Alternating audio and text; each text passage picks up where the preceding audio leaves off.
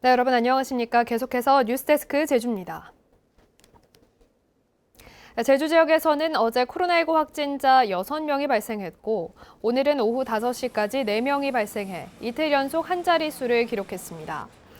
오늘 확진자 가운데 1명은 도내 확진자의 접촉자, 1명은 해외 입국자였고 2명은 감염 경로를 조사 중입니다.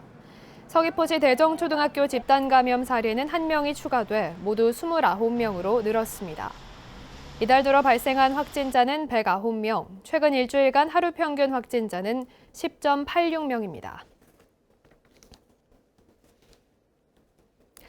제14호 태풍 찬투의 영향으로 제주 지방은 다음 주 내내 비 날씨가 이어질 걸로 보입니다.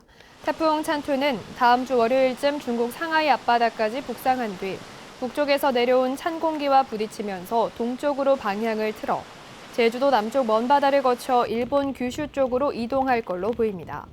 태풍의 중심은 제주에 상륙하지는 않을 걸로 보이지만 강도가 강하고 강풍 반경이 280km에 이르는 데다 속도가 매우 느려 기상청은 다음 주 월요일부터 금요일까지 비 날씨가 이어질 것으로 전망했습니다. 제주 지역 땅값이 올 들어 상승세로 돌아선 가운데 성산읍만 하락한 것으로 나타났습니다. 한국부동산원에 따르면 올 들어 지난 7월까지 제주 지역 땅값은 0.5% 올랐고 제주시 노형동이 2.1%, 연동이 1.8% 올라 아파트값 상승의 영향으로 도심 지역 땅값이 가장 많이 오른 것으로 나타났습니다. 반면 제2공항 추진이 불투명해지면서 성산읍의 땅값은 0.19% 떨어져 도내 읍면 12곳과 법정동 62곳 가운데 유일하게 하락세를 보였습니다. 제주 지역 중소기업 10곳 가운데 7곳이 자금난을 겪는 것으로 나타났습니다.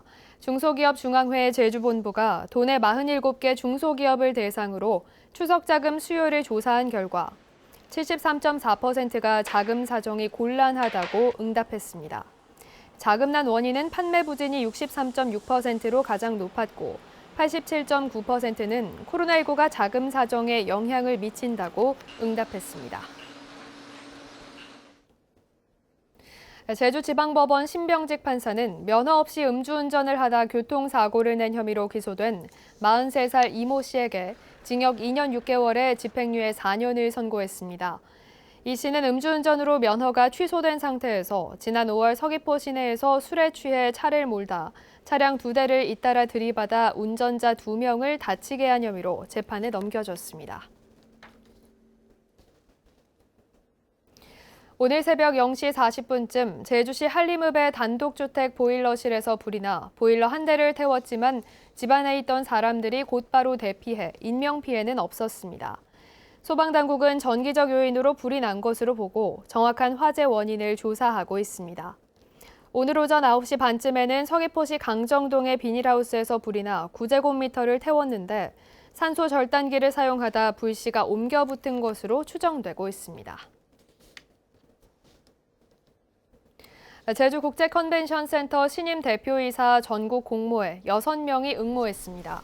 지원자 가운데 4명은 제주에 주소를 두고 있고 2명은 다른 지역 인사로 알려졌습니다.